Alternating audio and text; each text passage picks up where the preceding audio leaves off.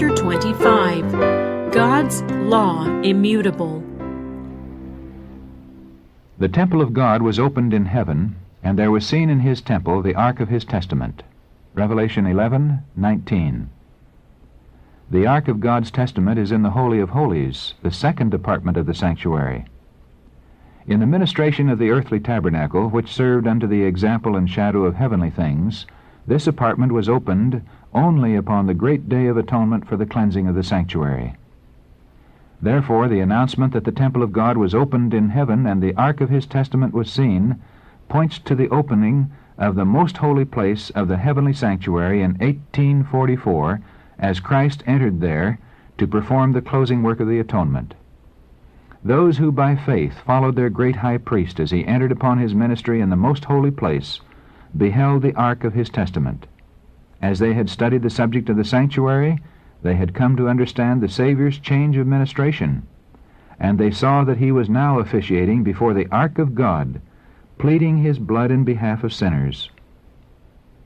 The ark in the tabernacle on earth contained the two tables of stone upon which were inscribed the precepts of the law of God. The ark was merely a receptacle for the tables of the law, and the presence of these divine precepts gave to it its value and sacredness. When the temple of God was opened in heaven, the ark of his testament was seen. Within the Holy of Holies in the sanctuary in heaven, the divine law is sacredly enshrined, the law that was spoken by God himself amid the thunders of Sinai and written with his own finger on the tables of stone. The law of God in the sanctuary in heaven is the great original, of which the precepts inscribed upon the tables of stone and recorded by Moses in the Pentateuch were an unerring transcript.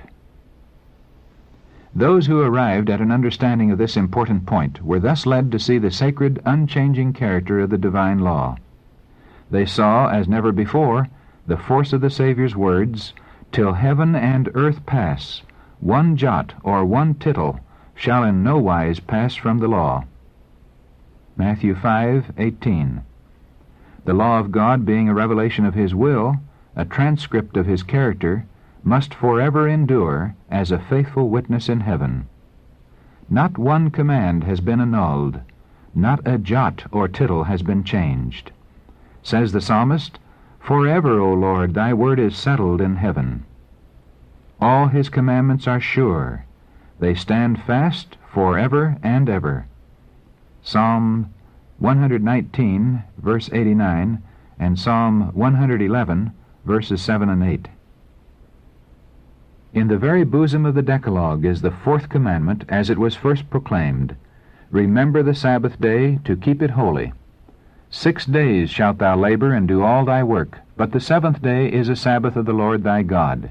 In it thou shalt not do any work, thou, nor thy son, nor thy daughter, thy manservant, nor thy maidservant, nor thy cattle, nor thy stranger that is within thy gates.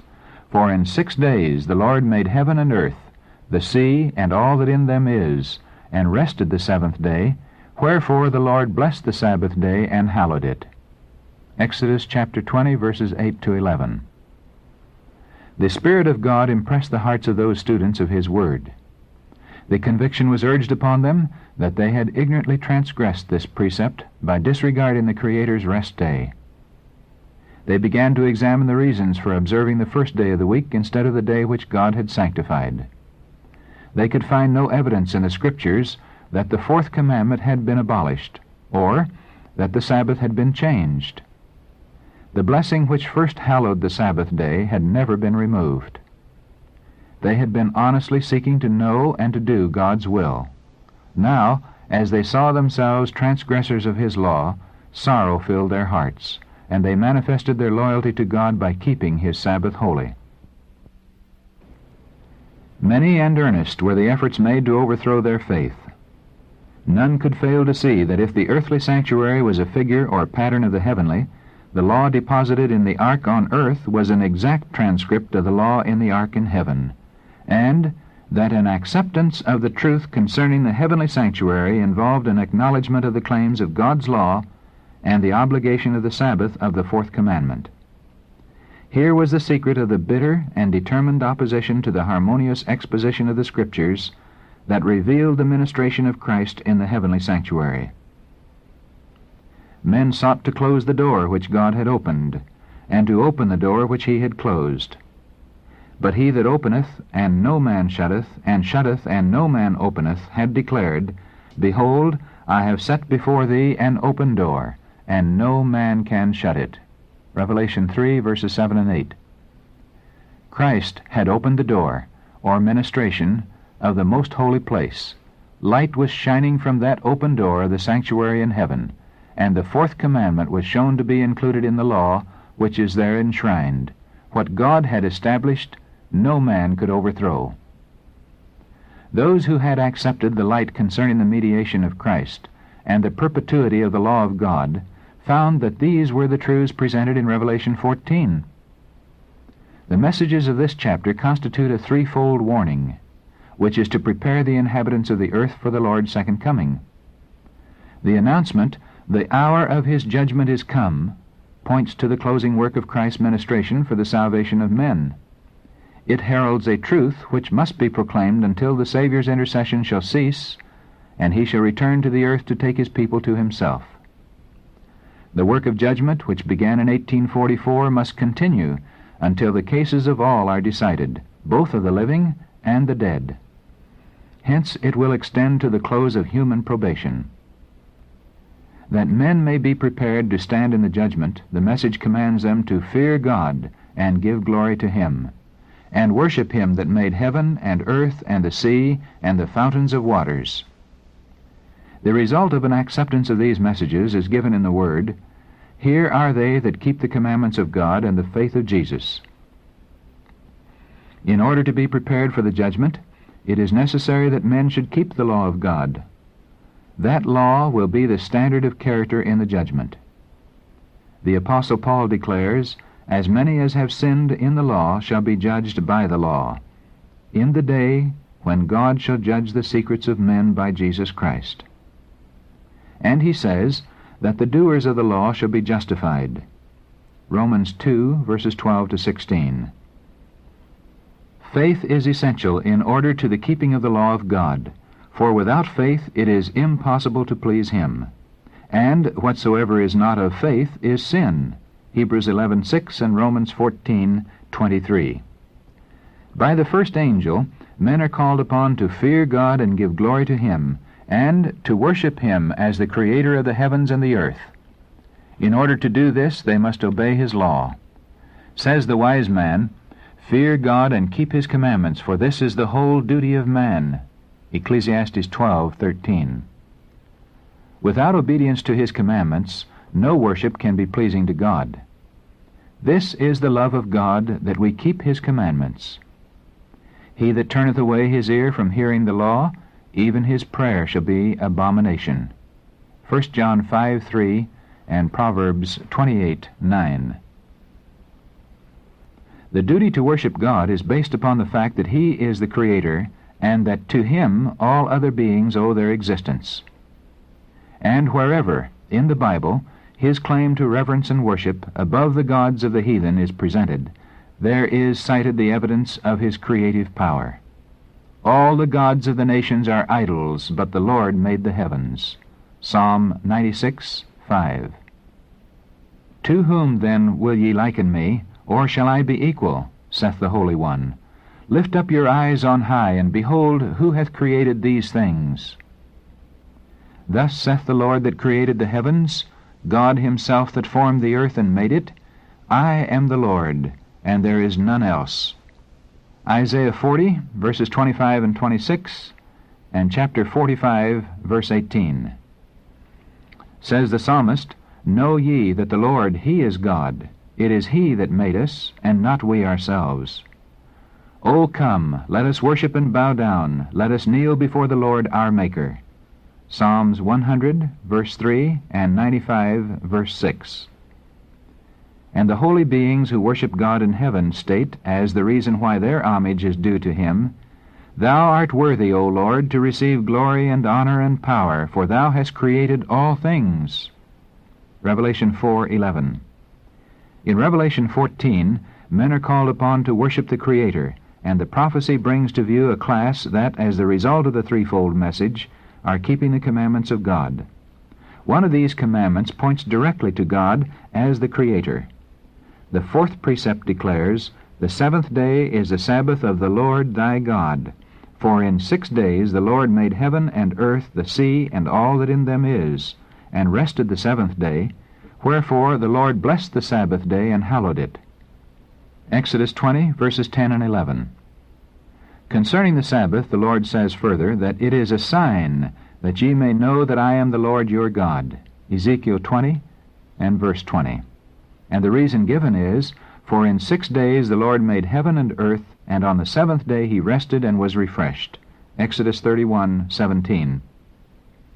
The importance of the Sabbath as the memorial of creation is that it keeps ever present the true reason why worship is due to God, because he is the Creator, and we are his creatures.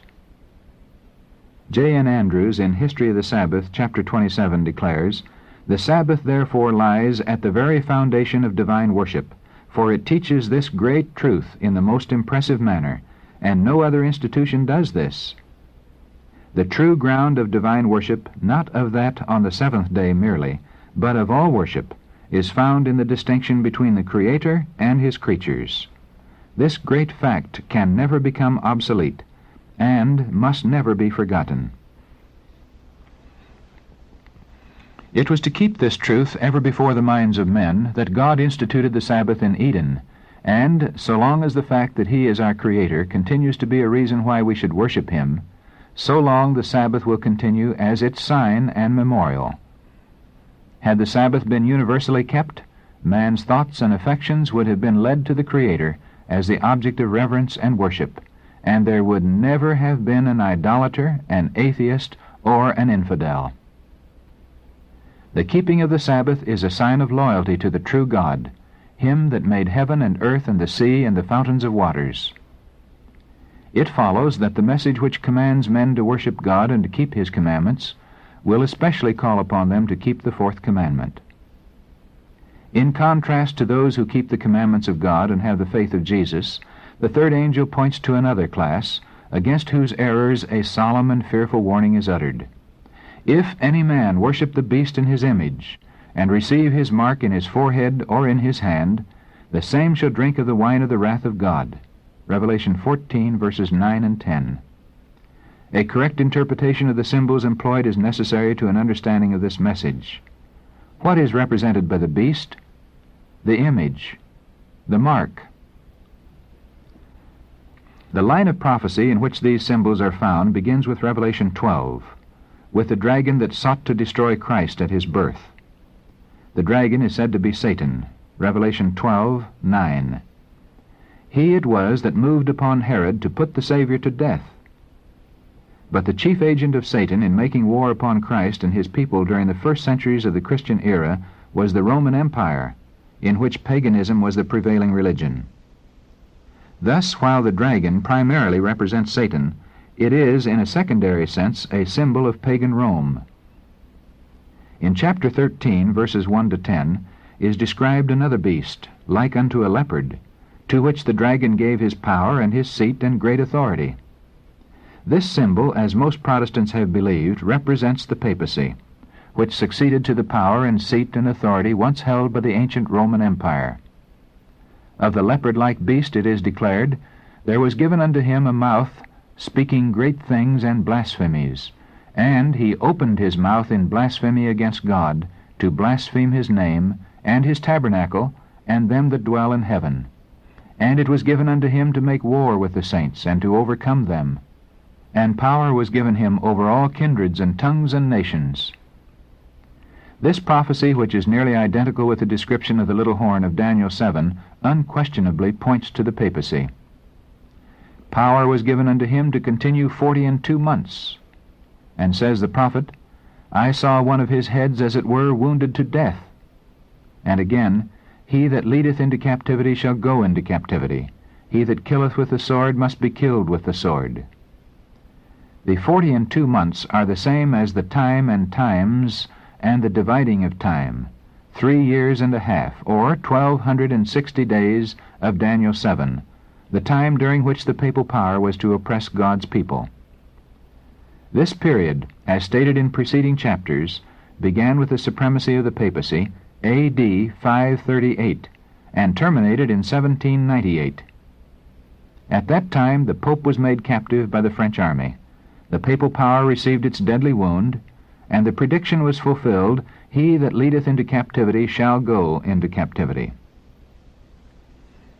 At this point, another symbol is introduced. Says the prophet, "I beheld another beast coming up out of the earth, and he had 2 horns like a lamb." Verse 11. Both the appearance of this beast and the manner of its rise indicate that the nation which it represents is unlike those presented under the preceding symbols. The great kingdoms that have ruled the world were presented to the prophet Daniel as beasts of prey, rising when the 4 winds of the heaven strove upon the great sea. Daniel 7:2. In Revelation 17, an angel explained that waters represent peoples and multitudes and nations and tongues. Revelation 17:15. Winds are a symbol of strife. The 4 winds of heaven, striving upon the great sea, represent the terrible scenes of conquest and revolution by which kingdoms have attained to power. But the beast with lamb-like horns was seen coming up out of the earth. Instead of overthrowing other powers to establish itself, the nation thus represented must arise in territory previously unoccupied, and grow up gradually and peacefully. It could not then arise among the crowded and struggling nationalities of the old world, that turbulent sea of peoples and multitudes and nations and tongues. It must be sought in the western continent. What nation of the New World was in 1798 rising into power, giving promise of strength and greatness, and attracting the attention of the world? The application of the symbols admit of no question. One nation, and only one, meets the specifications of this prophecy. It points unmistakably to the United States of America. Again and again the thought, almost the exact words, of the sacred writer has been unconsciously employed by the orator and the historian in describing the rise and growth of this nation. The beast was seen coming up out of the earth, and according to the translators, the word here rendered coming up literally signifies to grow or spring up as a plant. And as we have seen, the nation must arise in territory previously unoccupied. A prominent writer describing the rise of the United States speaks of the mystery of her coming forth from vacancy, and says, "Like a silent seed we grew into empire." Quoting G.A. Townsend in The New World Compared with the Old, page 462. A European journal in 1850 spoke of the United States as a wonderful empire which was emerging and, amid the silence of the earth, daily adding to its power and pride. This was from the Dublin Nation. Edward Everett, in an oration on the Pilgrim founders of this nation, said, "Did they look for a retired spot, inoffensive for its obscurity, and safe in its remoteness, where the little church of Leyden might enjoy the freedom of conscience? Behold, the mighty regions over which, in peaceful conquest, they have borne the banners of the cross." Speech delivered at Plymouth, Massachusetts, December 22, 1824, page 11. And he had 2 horns like a lamb. The lamb-like horns indicate youth, innocence, and gentleness, fitly representing the character of the United States when presented to the prophet as coming up in 1798. Among the Christian exiles who first fled to America and sought an asylum from royal oppression and priestly intolerance were many who determined to establish a government upon the broad foundation of civil and religious liberty. Their views found place in the Declaration of Independence, which sets forth the great truth that all men are created equal and endowed with the inalienable right to life, liberty, and the pursuit of happiness.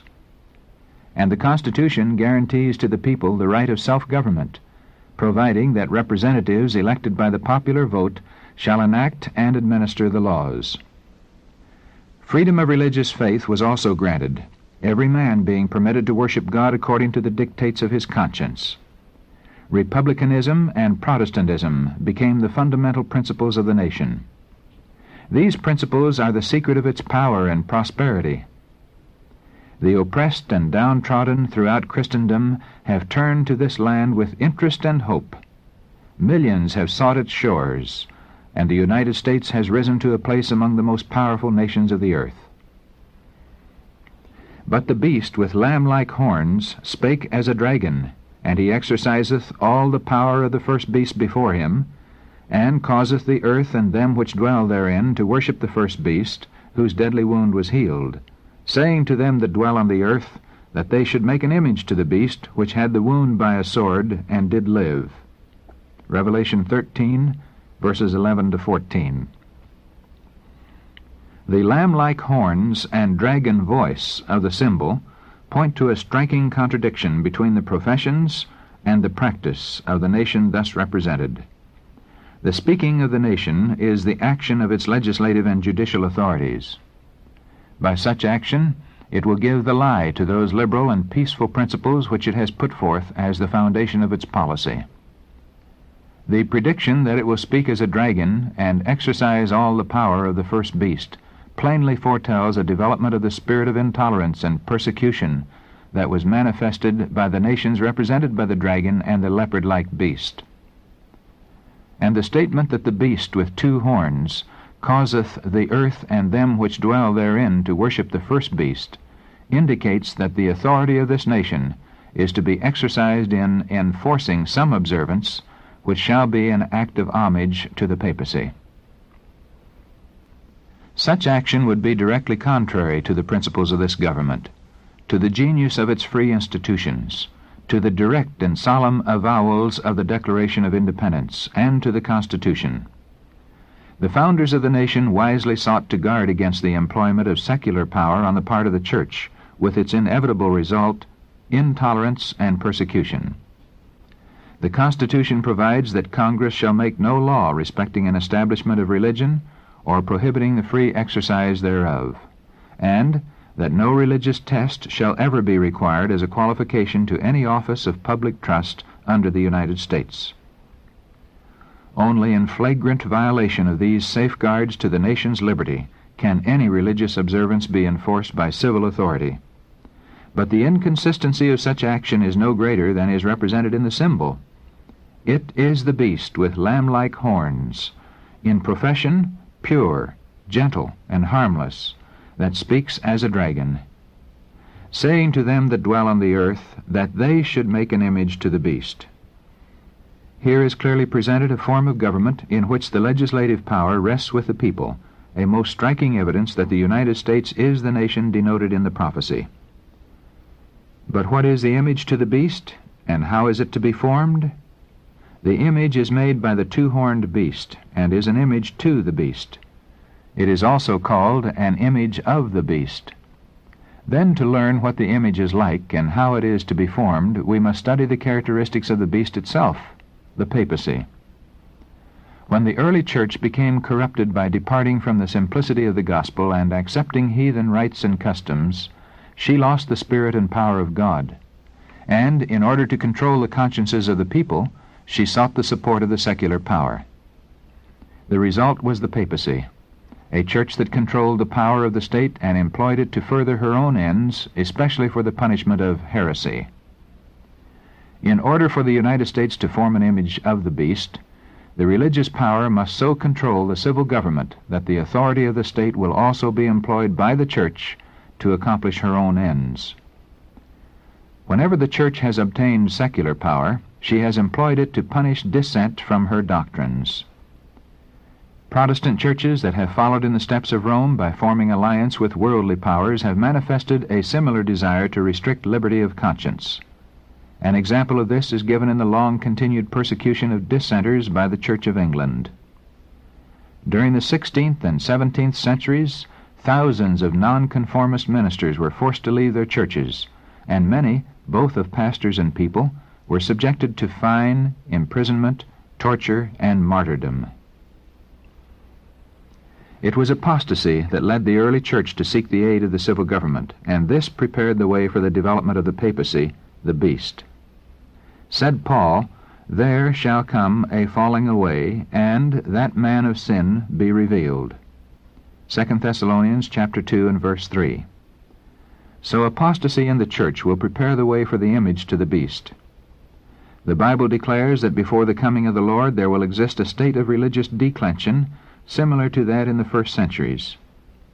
In the last days perilous times shall come, for men shall be lovers of their own selves, covetous, boasters, proud, blasphemers, disobedient to parents, unthankful, unholy, without natural affection, truce breakers, false accusers, incontinent, fierce, despisers of those that are good, traitors, heady, high-minded, lovers of pleasure more than lovers of God, having a form of godliness but denying the power thereof.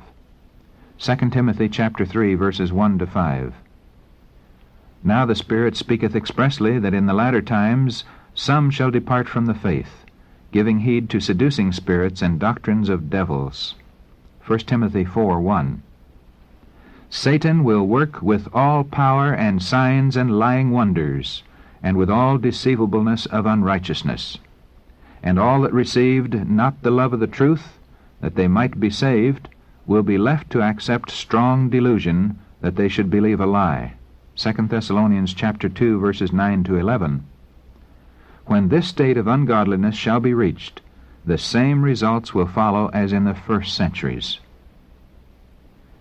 The wide diversity of belief in the Protestant churches is regarded by many as decisive proof that no effort to secure a forced uniformity can ever be made. But there has been for years, in churches of the Protestant faith, a strong and growing sentiment in favor of a union based upon common points of doctrine. To secure such a union, the discussion of subjects upon which all were not agreed, however important they might be from a Bible standpoint, must necessarily be waived. Charles Beecher, in a sermon in the year 1846, declared that the ministry of the evangelical Protestant denominations is not only formed all the way up under a tremendous pressure of merely human fear, but they live and move and breathe in a state of things radically corrupt, and appealing every hour to every baser element of their nature to hush up the truth and bow the knee to the power of apostasy. Was not this the way things went with Rome? Are we not living her life over again? And what do we see just ahead? Another General Council, a World's Convention, Evangelical Alliance, and Universal Creed. Quoted from a sermon on The Bible, a Sufficient Creed, delivered at Fort Wayne, Indiana, February 22, 1846. When this shall be gained, then, in the effort to secure complete uniformity, it will be only a step to the resort to force. When the leading churches of the United States, uniting upon such points of doctrine as are held by them in common, shall influence the state to enforce their decrees and to sustain their institutions, then Protestant America will have formed an image of the Roman hierarchy, and the infliction of civil penalties upon dissenters will inevitably result.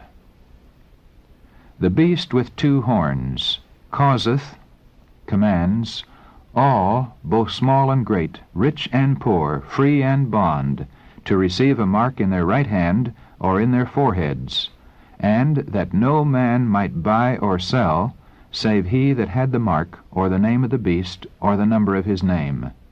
Revelation 13, verses 16 and 17. The third angel's warning is, if any man worship the beast in his image, and receive his mark in his forehead or in his hand, the same shall drink of the wine of the wrath of God. The beast mentioned in this message, whose worship is enforced by the two-horned beast, is the first, or leopard-like beast of Revelation 13, the papacy. The image to the beast represents that form of apostate Protestantism which will be developed when the Protestant churches shall seek the aid of the civil power for the enforcement of their dogmas. The mark of the beast still remains to be defined. After the warning against the worship of the beast and his image, the prophecy declares, "Here are they that keep the commandments of God and the faith of Jesus." Since those who keep God's commandments are thus placed in contrast with those that worship the beast in his image and receive his mark, it follows that the keeping of God's law on the one hand and its violation on the other will make the distinction between the worshippers of God and the worshippers of the beast. The special characteristic of the beast, and therefore of his image, is the breaking of God's commandments. Says Daniel of the little horn, the papacy, "He shall think to change times and the law." Daniel 7:25, Revised Version. And Paul styled the same power the man of sin, who was to exalt himself above God. One prophecy is a complement of the other. Only by changing God's law could the papacy exalt itself above God. Whoever should understandingly keep the law as thus changed would be giving supreme honor to that power by which the change was made. Such an act of obedience to papal laws would be a mark of allegiance to the Pope in the place of God. The papacy has attempted to change the law of God. The second commandment, forbidding image worship, has been dropped from the law, and the fourth commandment has been so changed as to authorize the observance of the first instead of the seventh day as the Sabbath. But papists urge, as a reason for omitting the second commandment, that it is unnecessary, being included in the first, and that they are giving the law exactly as God designed it to be understood. This cannot be the change foretold by the prophet. An intentional, deliberate change is presented. He shall think to change the times and the law. The change in the fourth commandment exactly fulfills the prophecy. For this, the only authority claimed is that of the church. Here the papal power openly sets itself above God. While the worshippers of God will be especially distinguished by their regard for the fourth commandment, since this is the sign of his creative power and the witness to his claim upon man's reverence and homage, the worshippers of the beast will be distinguished by their efforts to tear down the Creator's memorial, to exalt the institution of Rome. It was in behalf of the Sunday that Popery first asserted its arrogant claims, and its first resort to the power of the state was to compel the observance of Sunday as the Lord's Day. But the Bible points to the seventh day and not to the first as the Lord's Day. Said Christ, "The Son of Man is Lord also of the Sabbath." The fourth commandment declares the seventh day is the Sabbath of the Lord, and by the prophet Isaiah the Lord designates it my holy day, Mark 2:28 and Isaiah 58:13. The claim so often put forth that Christ changed the Sabbath is disproved by his own words. In his Sermon on the Mount he said, "Think not that I am come to destroy the law or the prophets. I am not come to destroy, but to fulfill. For verily I say unto you, till heaven and earth pass, one jot or one tittle shall in no wise pass from the law, till all be fulfilled. Whosoever therefore shall break one of these least commandments, and shall teach men so, he shall be called the least in the kingdom of heaven. But whosoever shall do and teach them, the same shall be called great in the kingdom of heaven." Matthew chapter 5, verses 17 to 19. It is a fact generally admitted by Protestants that the Scriptures give no authority for the change of the Sabbath. This is plainly stated in publications issued by the American Tract Society and the American Sunday School Union.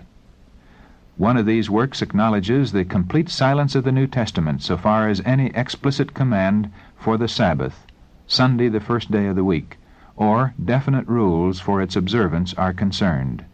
Quoted from George Eliot in The Abiding Sabbath, page 184. Another says, "Up to the time of Christ's death, no change had been made in the day, and, so far as the record shows, they, the apostles, did not give any explicit command enjoining the abandonment of the seventh-day Sabbath, and its observance on the first day of the week." Quoted from A.E. Waffle in The Lord's Day, pages 186 to 188. Roman Catholics acknowledge that the change of the Sabbath was made by their church, and declared that Protestants, by observing the Sunday, are recognizing her power. In the Catholic Catechism of Christian Religion, in answer to a question as to the day to be observed in obedience to the fourth commandment, this statement is made. During the old law, Saturday was the day sanctified, but the Church, instructed by Jesus Christ and directed by the Spirit of God, has substituted Sunday for Saturday. So now we sanctify the first, not the seventh day. Sunday means and now is the day of the Lord. End quotes. As a sign of the authority of the Catholic Church, Papist writers cite the very act of changing the Sabbath into Sunday which Protestants allow of, because by keeping Sunday they acknowledge the Church's power to ordain feasts and to command them under sin. End quotes. Henry Tuberville in An Abridgment of the Christian Doctrine, page 58. What then is the change of the Sabbath, but the sign or mark of the authority of the Roman Church, the mark of the beast? The Roman Church has not relinquished her claim to supremacy, and when the world and the Protestant churches accept a Sabbath of her creating, while they reject the Bible Sabbath, they virtually admit this assumption. They may claim the authority of tradition and of the Fathers for the change, but in so doing they ignore the very principle which separates them from Rome, that the Bible, and the Bible only, is the religion of Protestants. The Papists can see that they are deceiving themselves, willingly closing their eyes to the facts in the case. As the movement for Sunday enforcement gains favor, he rejoices, feeling assured that it will eventually bring the whole Protestant world under the banner of Rome. Romanists declare that the observance of Sunday by the Protestants is an homage they pay in spite of themselves to the authority of the Catholic Church. Quoted by Monsignor Seeger in Plain Talk About the Protestantism of Today, page 213. The enforcement of Sunday keeping on the part of Protestant churches is an enforcement of the worship of the papacy, of the beast. Those who, understanding the claims of the fourth commandment, choose to observe the false instead of the true Sabbath, are thereby paying homage to that power by which alone it is commanded. But in the very act of enforcing a religious duty by secular power, the churches would themselves form an image to the beast. Hence, the enforcement of Sunday keeping in the United States would be an enforcement of the worship of the beast and his image. But Christians of past generations observed the Sunday, supposing that in so doing they were keeping the Bible Sabbath. And there are now true Christians in every church, not excepting the Roman Catholic Communion, who honestly believe that Sunday is the Sabbath of divine appointment. God accepts their sincerity of purpose and their integrity before Him. But when Sunday observance shall be enforced by law, and the world shall be enlightened concerning the obligation of the true Sabbath, then whoever shall transgress the command of God to obey a precept which has no higher authority than that of Rome will thereby honor popery above God. He is paying homage to Rome and to the power which enforces the institution ordained by Rome. He is worshiping the beast and his image. As men then reject the institution which God has declared to be the sign of His authority, and honor in its stead that which Rome has chosen as the token of her supremacy, they will thereby accept the sign of allegiance to Rome, the mark of the beast. And it is not until the issue is thus plainly set before the people, and they are brought to choose between the commandments of God and the commandments of men, that those who continue in transgression will receive the mark of the beast. The most fearful threatening ever addressed to mortals is contained in the third angel's message. That must be a terrible sin which calls down the wrath of God unmingled with mercy. Men are not to be left in darkness concerning this important matter. The warning against this sin is to be given to the world before the visitation of God's judgments, that all may know why they are to be inflicted, and have opportunity to escape them. Prophecy declares that the first angel would make his announcement to every nation and kindred and tongue and people. The warning of the third angel, which forms a part of the same threefold message, is to be no less widespread. It is represented in the prophecy as being proclaimed with a loud voice by an angel flying in the midst of heaven, and it will command the attention of the world. In the issue of the contest, all Christendom will be divided into two great classes: those who keep the commandments of God and the faith of Jesus, and those who worship the beast in his image and receive his mark. Although church and state will unite their power to compel all, both small and great, rich and poor, free and bond, Revelation 13:16, to receive the mark of the beast, yet the people of God will not receive it. The prophet of Patmos beholds them that had gotten the victory over the beast, and over his image, and over his mark, and over the number of his name, stand on the sea of glass, having the harps of God, and singing the song of Moses and the Lamb. Revelation 15, verses 2 and 3.